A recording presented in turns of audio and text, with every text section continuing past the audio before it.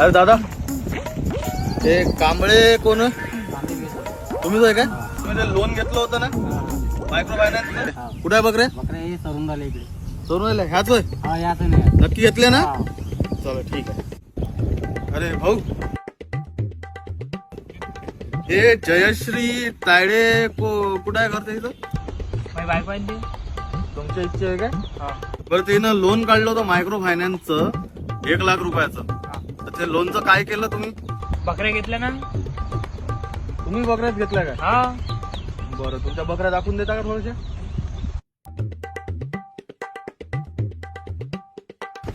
कुठे आहे?